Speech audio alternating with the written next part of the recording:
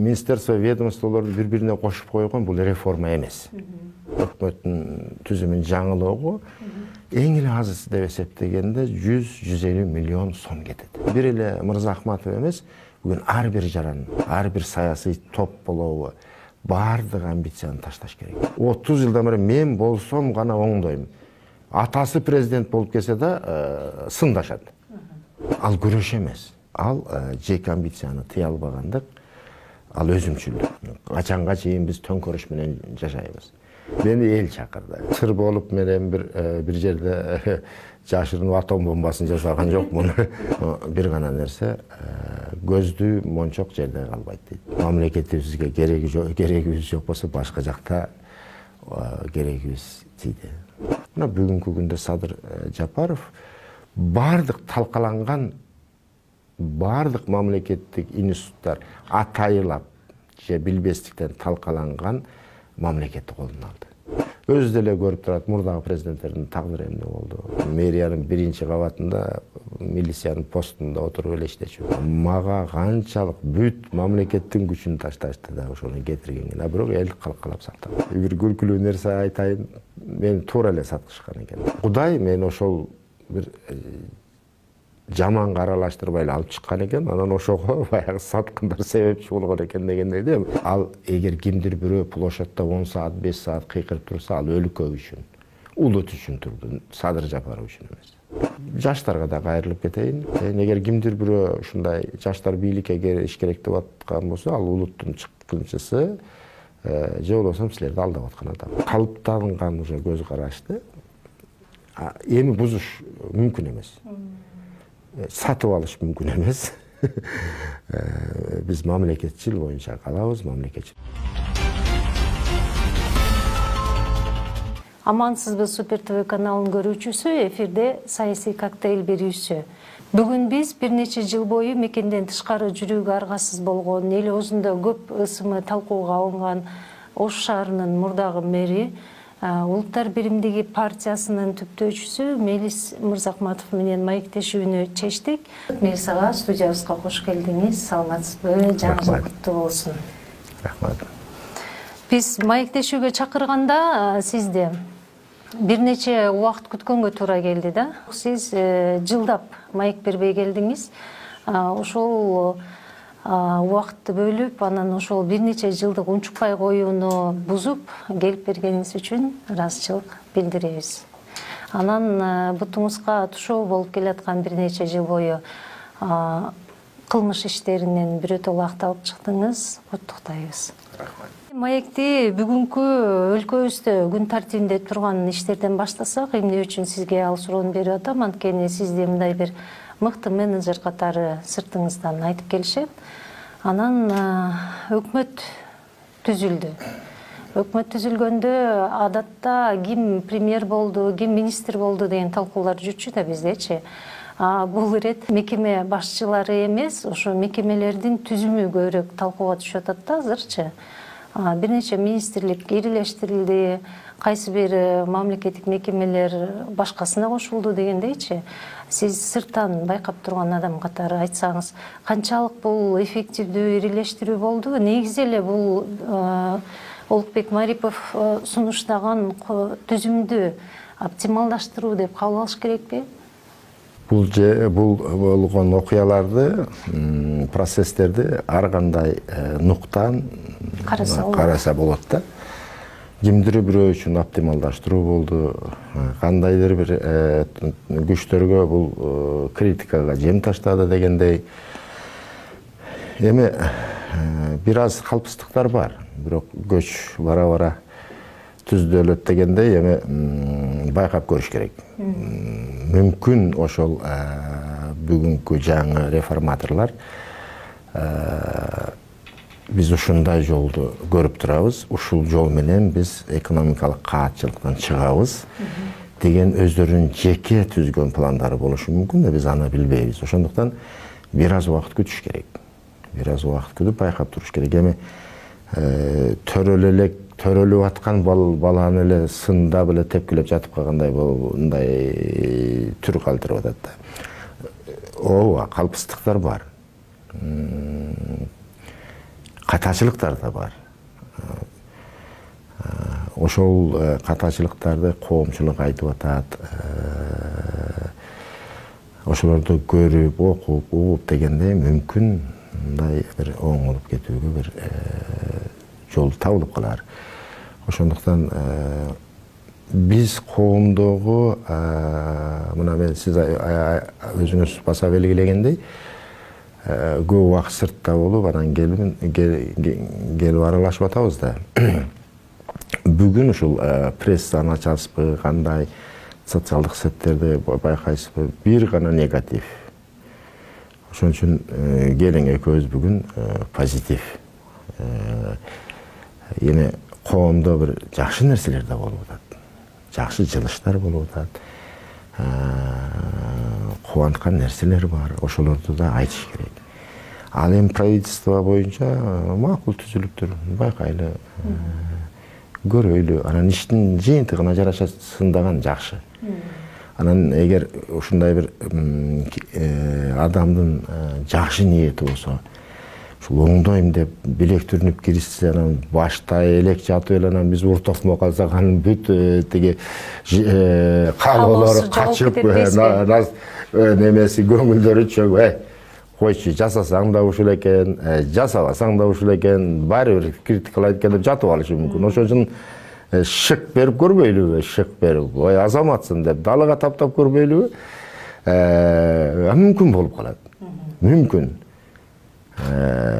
Анан жыйынтыгында анан болбосо андан кийин тепкилейли. Ой сен жасайм дедиң эле го, жасабадың деп. Анан боло элек жатып эле критикалаган бир аз. Жетишебиз деп атасыздар. Ну, жетишебиз. Негизи биз жалпы бир дүйнөдө ири державалар бар да, кудуреттүү өлкөлөр бар. Ошолордун мындай бир бийигинде туруп карачу болсок, чакан эле мындай алакандай эле мамлекетпиз да, элибиз деле аз эле. Анан ошо чакан мамлекетке бир эффективдүү, чакан ыкчам иштей ала турган өкмөт курууга болобу? Бардык нерсе бир заматта жаралбайт да. Ооба. Курууга болот. Маселен, сиз эмне кылат элеңиз деген суроо болсун, мен ошого жооп берет элем. Мисалы, сиз эмне кылат элеңиз? Мен өкмөттүн мурдагы курамын өзгөртпөйт болчумун. Кече иштеп аткан курамды? Жок, мурдагы курамын. Вице-премьерлерди да калтырмакмын. Ал министерство, ведомстволорду бири-бирине кошуп койгон бул реформа эмес. Андан кийин поэтапно ар бир министрликте өзүнчө реформа алып бармакмын. Себеби биздин көпчүлүк көрөрмандар, окурмандар түшүнбөйт да, там кошуп койсо, ажыратып койсо эле все ошо менен бүттү деп. Мына бүгүнкү каатчылык, экономикалык каатчылык учурда ушул эле азыркы кошуп өкмөттүн түзүмүн жаңылоого эң эле азысы деп эсептегенде 100-150 миллион сом кетет. Ушул кереги бар беле, жок беле? Иштөөнүн башка дагы көп түрлөрү бар. Эффективдүү иштөөнүн. Анан бүгүн эле мондай чакан нерсени кура коем. Анан эффективдүү жок, бардыгы этап менен барыш керек. Этапна барылып, башкача айтканда бар нерсени талкалап анан башка курам эмес, ошо бар нерсени акырындап жакшыртып барыш керек. Ага жылдар керек. Эми мен айтып атпаймынбы, эгер сынга ала турган болсок, баарыбыз сындасак болот.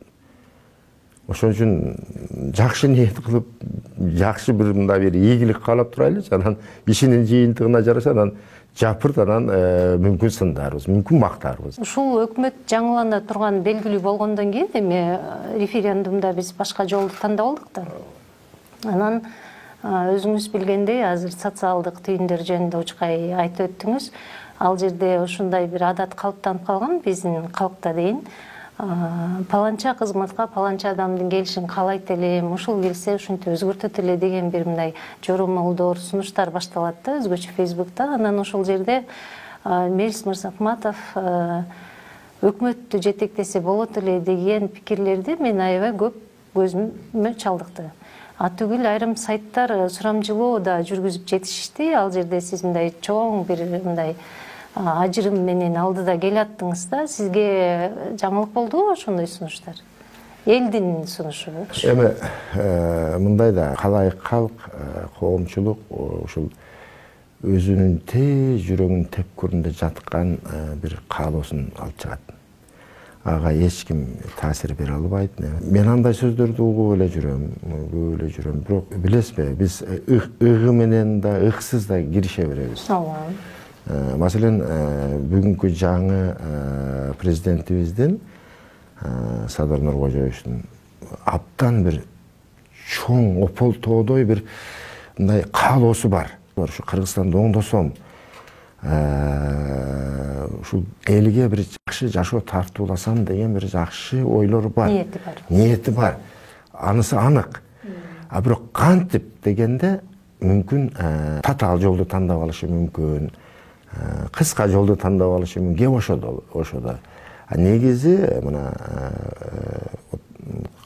Камчыбек Кыдыршаевич менен да баарлаштык дегендей да каалоо бар.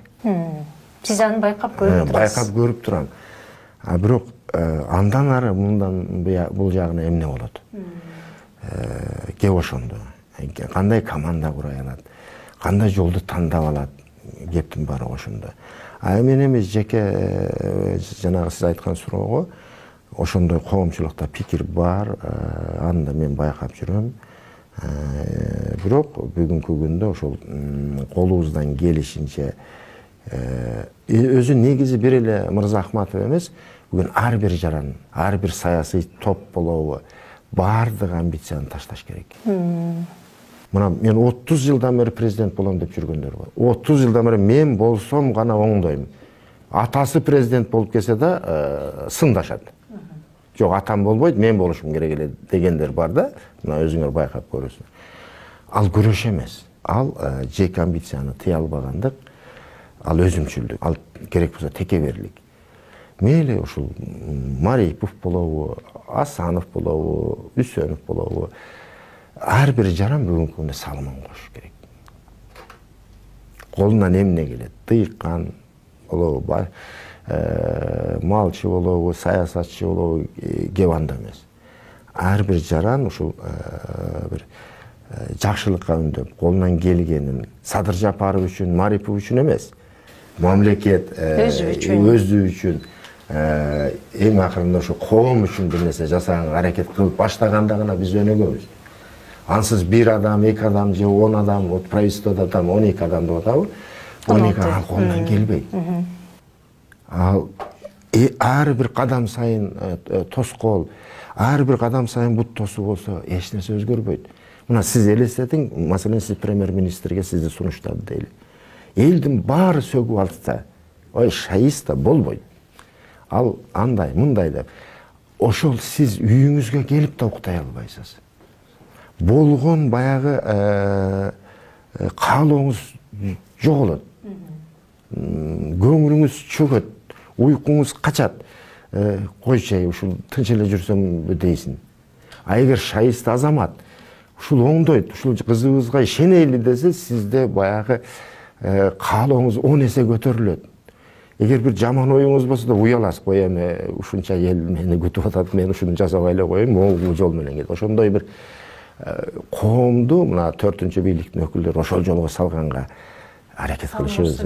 Жок, ошол жолго салганга аракет кылыш керек. Идеология бул эң башкы курал. Экономикадан да күчтүү курал. Ошол үчүн мына менин да каалоом колуман келгенинче ушул бүгүн мамлекетке жардам берүү. Ал сөзсүз түрдө премьер-министр болуп жардам берем, же болбосо президент болуп жардам берем эмес. Жакшы сөзүң менен, жакшы бир жүрүм турумуң менен дегендей да, үлгү болуп дегендей, ошондуп коомго жардам берсе да болот. Сиз азыр жакшы ойду айтып өттүңүз да, жанагы өкмөткө мүчө болуп келген эле адамдардын маселеси эмес. Жалпыбыздын, баарыбыздын үйүбүз, баарыбыз аракет кылыш керек деп атасыз да. Анан ошо үйдүн башында турган адамдан көп нерсе чын эле көз каранды. Эми биздин элдин мүнөзү ошондой. Ошол киши азыр өлкө башында турган киши ушу жалпы элди сай дегизбей, түндүк түштүк дегизбей, же болбосо азыр дагы бир адат бизге жабышты да, жана партия дегизбей ушу бир ынтымакка келтирет деп күтөсүзбү, ишенесизби ошого, көзүңүз жетеби? Эми бул нерсе, сиз айтып аткан нерсе Садыр Нуркожоевичтин колунан келбейт. Эмнеге? Себеби дагы айтам, ошол оппозициялык күч, партия, сайдын өкүлдөрү өздөрү умозаключение дейбизби, ошондой бир акылына келиш керек да. Качанга чейин биз төңкөрүш менен жашайбыз. Качанга чейин биз ушинтип сайга сиз айткандай бөлүнөбүз, партияга бөлүнөбүз. Мүмкүнчүлүк берейли дегендей. Ошондо гана Садыр Нуркожоевичтин колунан келет. Эгер бардыгыбыз поперек мындай жатып алсак, бет тырмакчылык кылсак, жүзү каралык кылсак, анда Садыр Нуркожоевичтин колунан келбейт. Андан кийин критика болуш керек. Сөзсүз критика, но критика мындай жөндүү болуш керек. Баягы бет тырмакчылык эмес. Мына азыр ошо правительстводо могу камалган экен, могу сурак берген экен, могуга мындай болгон экен деп айтып атышпайбы? Эми андай нерсе менин башыман өттү. Мүмкүн ошол мурдагы режимдердин тушунда жалган жалаа менен баягындай ойлоп чыккан, ойдон чыккан бир кылмыш иштерине бир баягы жертва болуп калышы мүмкүн да. Анан моунчанча жылы моундай соттолгон экен, же болбосо ушундай иш козголгон экен деп эле кыйкырып атышат. Аны өзүнөн сураш керек. Ай сага ушунча иш козголгон экен. Анан эмне ал мүмкүн айтып берет. Ким кайсы өкмөттүн мүчөсү болбосун. Мына менин өзүмдүн башыман өттү ушундай нерсе. Эмне деген гана жалаалар. Эмне деген гана ушундай бир каралоолор болду. Аны мен жеткире албадым убагында. Андай эмес. Чындык моундай депчи. Эл ишенген эле жок да ал ишке. Ишенген жок, бирок кайсы бир топ өздөрү ишенди, өздөрү ойлоп тапкан жалаага. Азыр ошондой да болуп атышы мүмкүн. Айтып атпаймынбы, азыр Кыргызстан, мен сизге жөнөкөй гана нерсени айтсам, бүгүн 5 миллиардты чапчып турат карызыбыз. Анын 14%ке жакыны ички карызыбыз, 700 миллиондун тегере, калганы сырткы карыз. Эгер ушундай окуя 2010-жылда болгон. Бирок өсүш алсак 2009 менен 2010дун алганы 1 гана процентке бизде спад болгон, түшкөн экономика, ВВП. Ал эми 2020-жылы 9%ке минус болуп атат. Ага кошумча пандемия, өкмөттүн чабалдыгы, бардыгы саясат менен алектенип жатып алган 2020-жылы мына шайлоо өткөрөбүз, партия курайбыз деп сиз айткан сайга бөлүнүп. Экономика менен эч ким ойлогон жок. Ошонун жыйынтыгында 9% комторду кошпогондо бизде аркага кетүү болуп атат. Эгер мына 2010-2020 окшош окуяларды алып туруп, анан экономикага көрсөткөн таасирин биз салыштырып карачу болсок. Демек, азыр эгер биз экономиканы тез аранын ичинде түптөп кете албасак, тез аранын ичинде ынтымакка келе албасак, анда ошо партия курап да кереги жок. Президент болом да анда мамлекетти жоготобуз. Эмне алар Африкага барып президент болобу, же Афганистанга барып президент болобу? Ке ошондо болуп атат. Жеке амбицияны тыйыш керек. Иштеп атабы мына бүгүн ошо айтып атпаймынбы? Мен билгенден Садыр Нуркожоевич уктабай атат.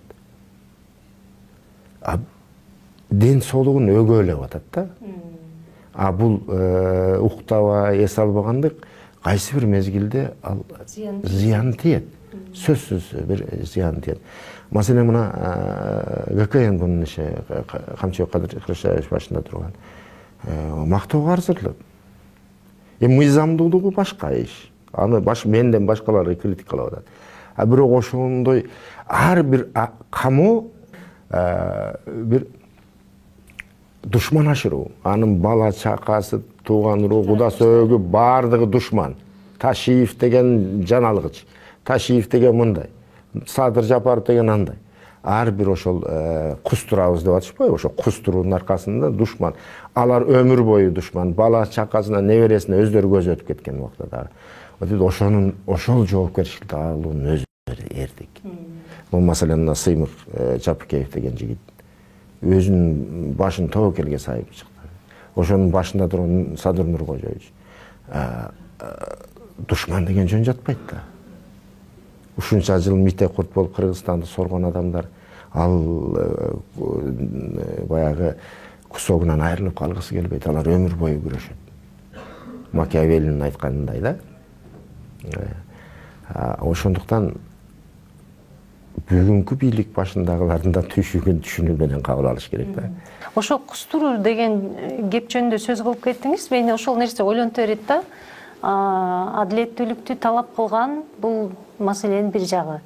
Анан жана масса эл ушу кустурабыз деген уранга бир башкача өңүттө кирип алган жокпу?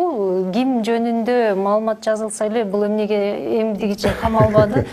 Кустуруш керек, кусуш керек. Жанагы айткандай да, ал нерсенин жакшы дагы жагы бар, кемчиликтери дагы бар. Кемчиликтерин эми айтып атышат. Мен айтпадымбы ушу позитивке үндөйлү коомду депчи. Кемчиликтери да бар. Эми эгер дүйнөлүк процесстерде мына өнүккөн өлкөлөрдүн баскан жолдорун карап көрсөң, ошентип барып кемчилик кетирип, кулап, чыгылып, анан барып, анан кийин кубалашып жүрүп анан оңолгон. Эми бизде да ошол процесстер жүрүп атат. Бул таң каларлык деле нерсе эмес. Ошон үчүн айтып атпайбы, мунун жакшы дагы бар, кемчилик жагы да бар. Бардык эле нерсенин монетанын эки бети бар дегендей эле кеп. Бирок ошону жасап аткандын өзү чоң нерсе да, чоң нерсе ошол кайранда. Эми жыйынтыктап айтканда, башкача айтканда, жакшы ниет кылып күтөйлү. Жыйынтыгы кандай болот? Эми ошол жасап аткан кишилер, ошол кадамга барып аткандар жыйынтыгына да көз салып атышат да. Демек, алар жөн эле уктап туруп эле анан тигини камайбыз, тигини тушайбыз деп атат да. Жыйынтыгын 10 жылдык, 5 жылдык, 20 жылдык керек болсо перспективалардагы пландар менен иш алып барып атат. Ошондон сындоо оңой. Жатып алып сындап жата бериш оңой, жасаш кыйын. Ошондон азыр бүгүн бир тараптуу жаман же жакшы деп айтканга болбойт. Аракеттери бар. Колдоп турайлы. Андан кийин көрөбүз. Сиздин публикадан алыс жүрүп калганыңыз октябрь окуяларынан кийин дейинчи, азыр айттыңыз, ошо келген жетекчилерге мүмкүнчүлүк берип, анан саясатчылар жеке амбицияларын оздуктаганды үйрөнүш керек депчи, сиздикин ошондой кабыл алыш керекпи? Эми мындай да, маселен ошол добуш берүүдө мен алдыга чыктым, мени премьер кылгыла деп площадка митинг кылышым гана керек да, эми биздин түшүнүк менен алганда. Мүмкүн убакыт көп, мүмкүн менин тажрыйбамда керек болуп калар, мүмкүн. Ага чейин эле площадка чыгып митинг кылганга тиги кетсин, бул калсын дегенге мен андан алысмын. Алысмын. Айтып атпайбы, колуман келген жардамымды берем. Эч болбогондо жакшы сөзүм менен. 6 октябрь күндү эстеп атам. Азыр 5-inde Бишкекте жанагы наразычылык башталып, анан кийин өлкө мындай бир нече күнгө бир немеде калды да, башаламадыктан. 6-сында Мелис Мырзахматов келатыптыр деген сөз сизге кандай туюлду билбейм, бирок коомчулукта аябай бир мындай бир нерсени келсе чечет дегендей бир күтүүнү жаратты ошол күндөрүчү. Кимдин чакыруу менен келдиңиз, эмне ишти бүтүрүп кеттиңиз ошол күндөрү? Эми мени чакыра турган адамдар өздөрү менен өздөрү болуп атты да, ал убакта. Мени эл чакырды. 1,5 миңден ашык СМС келди. Анан мен эми жөнөкөй гана кабыл алып эле отурдум, анан акырында сөгө башташты тилдеп. Анан келишке туура келди. Эми көрдүңүздөр да, ошол мен учуп келген убакта бүт мамлекеттик жеке ишканалар басып алынып калды. Ошондой Оштун өзүндө да ошондой болот. Оштун өзүндө, мэрияда, обл. Администрация, райондордо, негизги тармактарда ошондой. Мен билем да ал баягы цепной реакция жүрүп кетсе, жыйынтыгы эмне болот да энди мен жакшы билем. Ошондон ошону токтотуп, эски жетекчилерди ордуна кайтарып, биз мамлекет мыйзам талаасына кирсин. Андан кейін эшматты коебу, ташматты коебу, бул жаңы бийликтин чечими болсун. Ага чейин башаламандыкка жол бербейли. Тынчтык жолунан чыгып кетсе, жакшы болбой калат деп, анан ошол кандай десем, арачылык жолду ролду аткарып калганга үлгүрдүк. Жакшы ошо Бишкектегидей анча-мынча беспорядок баягы неме болбоду. Болтурбай алып калдыңар, тынч болуп калды, жакшы болду. Бирок ошол күндөрү Ошто кооптуу болчу абал. Ушундай башталган болчу да, эми ал жакта билесиздер, ал жакта башкачараак болуп кетет да. Биз аны жакшы билебиз. Сизди мындай катардагы мигрант деп атаганга мүмкүн эмес болуш керек. Карапайым кыргыздын баласы бир турмуштун кыйынчылыгынан улам башка өлкөгө чыгып кетти дегенге болбойт да. Ошентсе дагы сиз 2014-жылы ошол жылдан 2020-га чейин мекенден тышта жүргөнгө аргасыз болдуңуз. Эмне иш кылдыңыз, каяктарда жүрдүңүз, эгер сыр болбосо? Эми мындай да сыр болуп менен бир жерде жашырынып атом бомбасын жасаган жокмун. Же болбосо башка эмес. Эми бул мен иштеген эмне жумушка баардыгы мындай айтылбай турган. Бир гана нерсе, көздүү мончок жерде калбайт дейт. Жөндөмдүү адам кайсыл жерде болбосун жолун табат. И кандай десем, талап болот. Ошондон ал жагынан Кудайга шүгүр, биз өзүбүздүн жолубузду таап иштеп жүрдүк. Мамлекетибизге керегибиз жок болсо, башка жакта керегибиз тийди. Ошол убакыт аралыгында сиз кыргыздын көп эле уул кызын жолуктурдуңуз болуш керек. Кандай ахвалы сыртта жүргөн мекендештердин? Сүйүнөрлүк эмес. Билесизби, сиз күнүгө кечинде үйгө барасыз дегендей, семейным кругу сыртта жүрүп, андан кийин сыртта жүрүп, эгер өлкөң өнүгүп өсүп атса, бир дем болот да. Анан сырттагы адамга аябай байкалат. Өлкөң талкаланып, ушунчалык бир басынткан абалда. Анан ал жердеги ушунчалай бир туура эмес иштерди көрүп, эки эсе кыйналасың. Абдан кыйналасың. Бүгүнкү мигранттардын абалы ошондой. Качан өлкө оңолуп үйгө кетебиз дегендей. Оңолгондун ордуна кайра арка, баардыгы көрүнүп турат. Азыр бул жерде биз ушундай коом бири-бирибизди алдап эле жүргөндөй да. Өзүбүздүн казанда кайнап бири-бирибизди алдап эле жүргөн. Сырттан караганда баардыгы так көрүнөт. Бул бир чети, демек сиздин мондай ишкердикте, саясатчылыкта жолуңузда бир жакшы практика болду деп кабыл аласызбы анда? Сөзсүз. Кээде Кудайга ыраазы да болуп кетесиң. Ушундай бир жаман иштерге аралаштырбай, сырттан караганга мүмкүнчүлүктөрдү сактап калганына да, анан баардыгы жакшы жагына. Мен ошол өткөн күндөрүмө жаман жагына деп айта албайм. Дагы бир нерсе жөнүндө сурагым келет. Кызык болчу да бизге. 2010-жылы Бакиевдин режими кулатылганда, анда дагы быйылкы жылдагыдан бир нече эсе жагымсыз формада кулатылды. Ал киши адамдар өлдү, көп адам өлдү. Анан ошол режимде жетекчилик кызматта иштеп аткан, анан ошол кызматында кала берген сиз эле болдуңуз окшойт. Оштун шаарынын башчысы болчуңуз. Ал кантип мүмкүн болду? Кызык да. Эми Кыргызстандын тарыхында кийин кайсы бир мезгилдерде тарыхчылар жазар, уят укуктуу уят боло турган, өкүнө турган барактар абдан көп. Мына мен азыр калыс адам катары айтсам да, мен мүмкүн ушу сөзүмөн кийин кимдир бирөөгө жакпай калат, мени тепкилеши мүмкүн, бирок айтышыбыз керек. Себеби мына кийинки жаштар ошол окуяларды билбейт. Кимдир бирөөнүн жазып койгон чыгармасынан же эле ошондой экен деп билет да. Ошонун тарабынан көрүп калган. Себеби мен башыман өттү да, мүмкүнчүлүк берилбейт.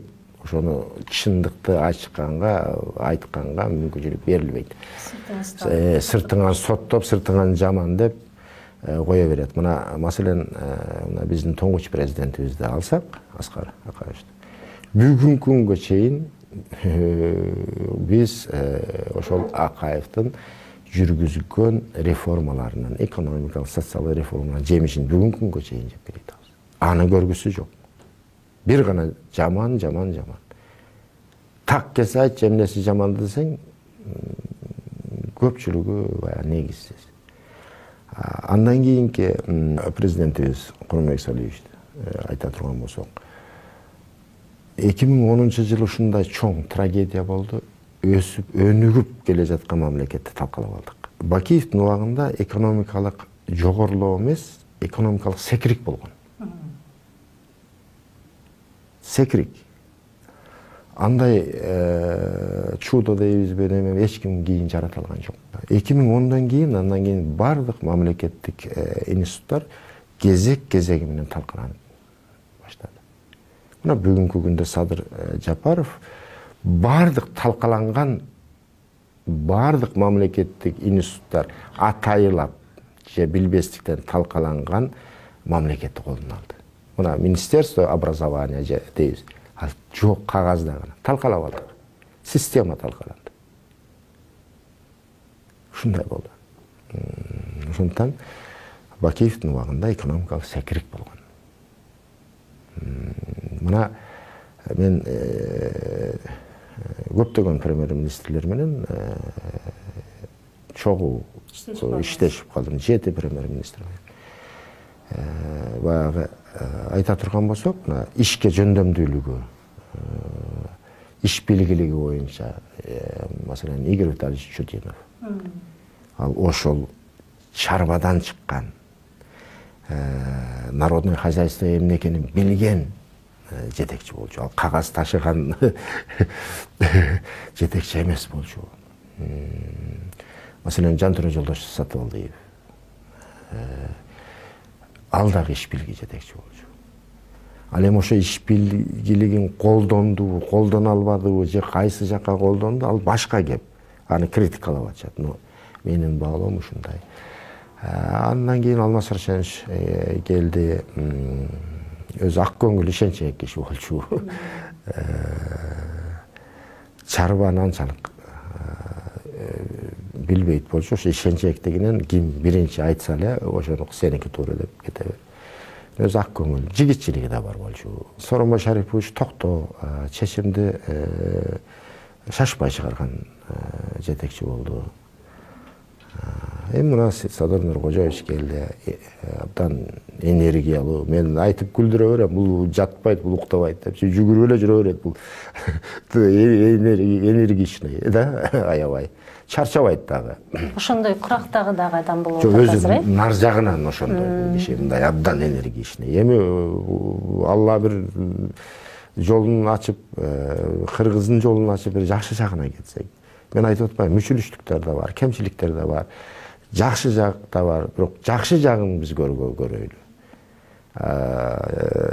Мүчүлүштүктөр мүмкүн барып оңолор. Өзү деле көрүп турат, мурдагы президенттердин тагдыры эмне болду, ойлонтот, жакшы жагына кетет деп ойлойм. Сакталып калганда кандай? Эми сакталып калганда өзү негизи мени 5 жолу шайлашты да. Ошол эле шайлап, аны эмне деп гана чыгарды. Ой, бул сатып алынган элдер башка деп. Негизи жөнөкөйлүк да. Мен тиги кабинетте аз отурчумун. Мэриянын 1-кабатында милициянын постунда отуруп эле иштечүмүн. Эл менен чогуу эле элди аралап дегендей. Негизи элдин колдоосу да. Мага канчалык бүт мамлекеттин күчүн ташташты да ошону кетирген. Бирок эл калкалап сактап калды. Башкача айтканда, ким кайсы пост ээлебесин, президент, министр, премьер-министр, кайсы бир саясий кландын ишин аткарбастан элге гана иштеш керек. А саясий топ көз ирмемде жок болот, же сатат. Көп жол көрдүк кандай. Же сатат, же артыңдан бычак урат. Карапайым эл, ак жүрөк эл дайым көкүрөгүн тосуп сени коргоп калат да. Ошондуктан элге гана иштеш керек.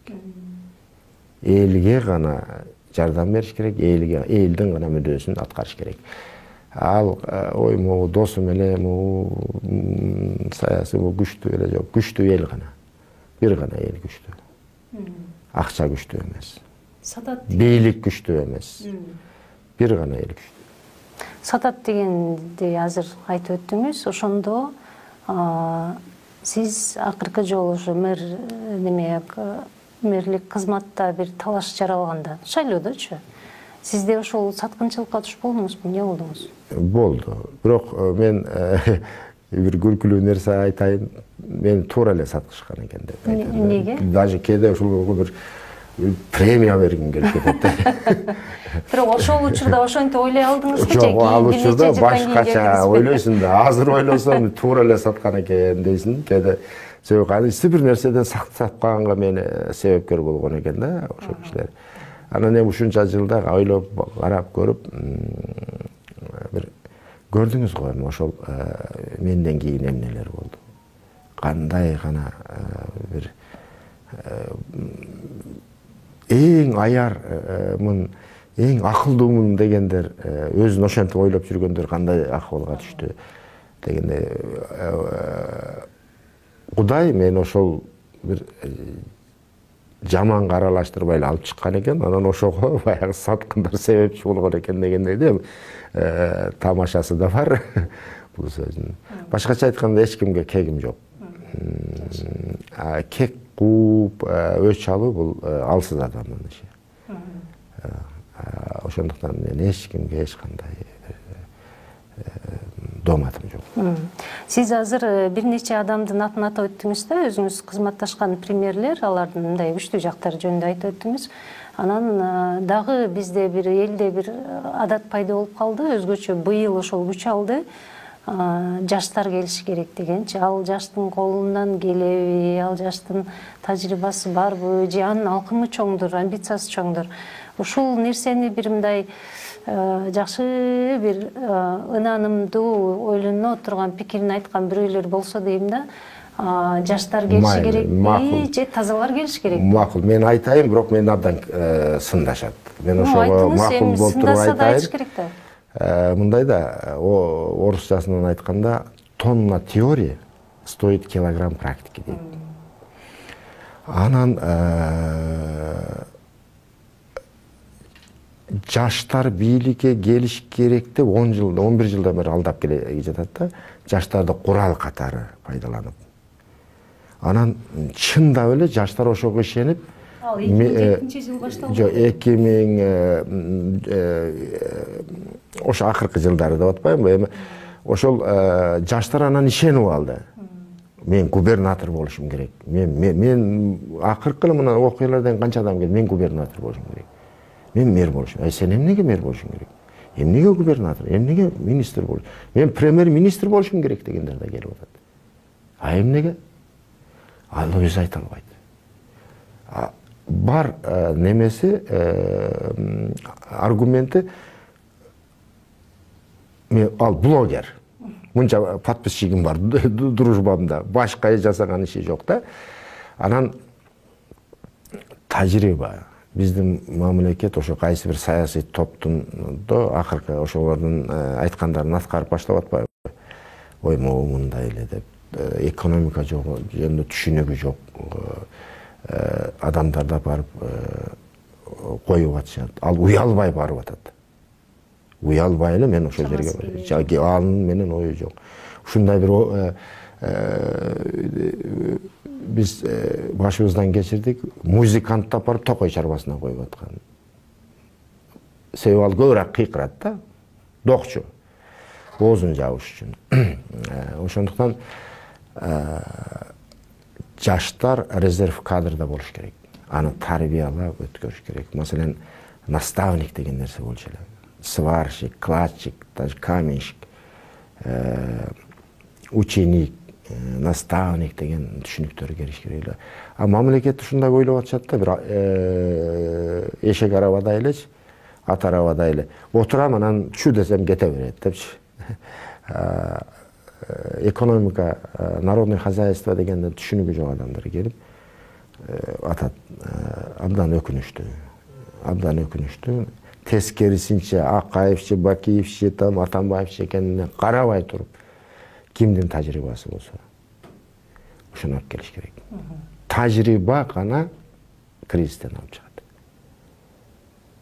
Анан сүт эмди балдарды алып келип эле коюп атышпайбы? Жок. Ал чыккынчылык. Менимче бүгүн дагы эле ошондой бир көрүнүштөр бар. Себеби Садыр Нуркожоевич ошондой бир асада кылып, ой мен сени президентке алып келдим. Эле мен могунда площадьта мынча саат турдум эле кыйкырып дегендер азыр бүгүн док кылып атышпайбы азырда. Бирок президент жакшы айтты. Бүттү. Теги мени президент кылдым эле дегендерге чекит коем депчи. Ал бүттү. Ал эгер кимдир бирөө площадьта 10 саат, 5 саат кыйкырып турса, ал өлкө үчүн, улут үчүн турду, Садыр Жапаров үчүн эмес. Ушундай деп баалаш керек да. А улут үчүн керек болсо өлүп берүү ар бир жарандын милдети, парзы. Патриоттуулук деген ошентип жаралат. Ал жаштар, маселен менин тажрыйбамда Түштүк Кореянын Асан деген шаарынын менен биз дос шаар болдук. Анан барып биз протоколго кол коюш керек болду. Ал шаарда 200 миллиардка жакын ВВПсы. Элестеткиле, биздики 130-50 нар жак бер жак. 200 миллиард ВВПсы. Hyundai, Део, бүт эң чоң дүнүйөлүк брендтер ошол жерден чыгат экен. Анан бир маалда тепкичтен бир чалды эки колтуктап алып келе жатышат.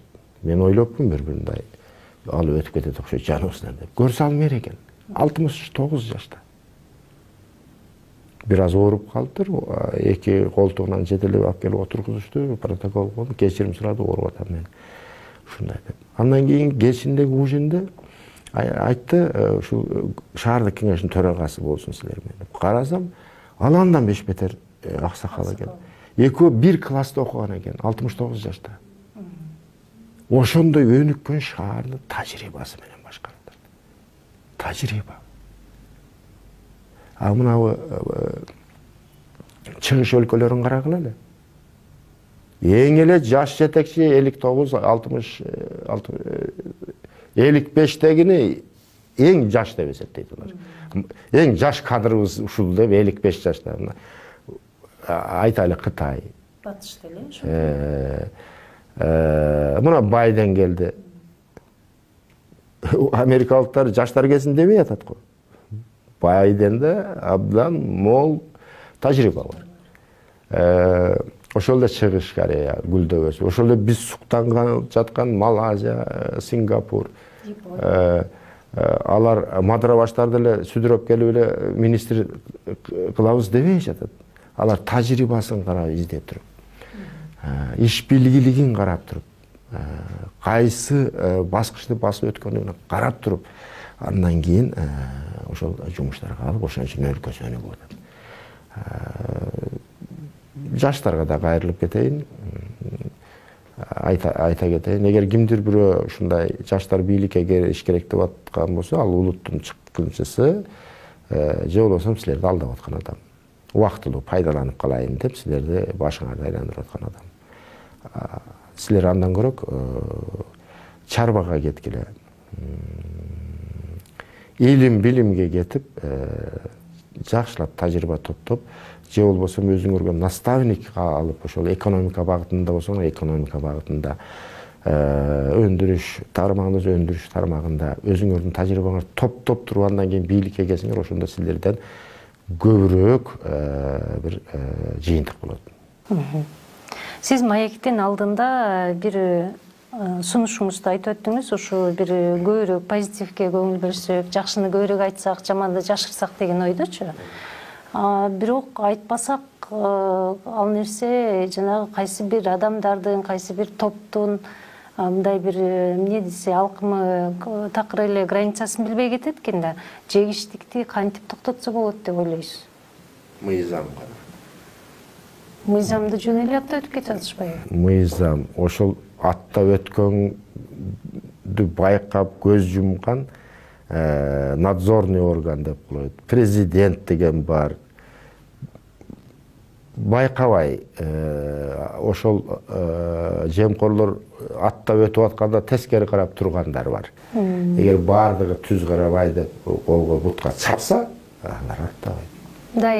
Алар эң митайын болот. Сиз экөөбүзгө караганда алар акылдуу болот. Кайсы убакта кантип сиз айткан ала жип таптап кетишти жакшы билишет. Ошондуктан ага шарт түзүп берген адамдар жылчыктарды жабыш атайлап коюп коюшат да, ушул жерден өтүп кетсин. Эми түшүнүктүү болгондур. Эми мындай да каалоо эле болсо кылса болот. Баардыгын жазса болот. Ошон үчүн айтып атпаймынбы, каалоосун өчүрбөйлүчү ушулардын баягы мага эле керекпи деп кол шилтеп басып кетсе анан көрөбүз, анан ошондо даана шерменде болобуз. Ошондон азыр каалоолору барбы? Биз кол чаап турайлы. Ой, азаматсың. Жаш баланы деле ой, азамат деп тарбиялайт го. Көңүлүн өстүрүп, ошондой деп турайлы. Мен көрүп турам, каалоо бар.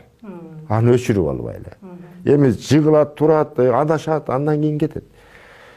Эми бирок көп адашпаш керек да. Эми адашканга немебиз жок. Убактыбыз да жок. Мамлекет абдан жардам кырында. Айрыкча экономикалык акыбалыбыз. Ушул жагынан алганда кечиктирбей кайсы кадамдарга барыш керек деп ойлойсуз?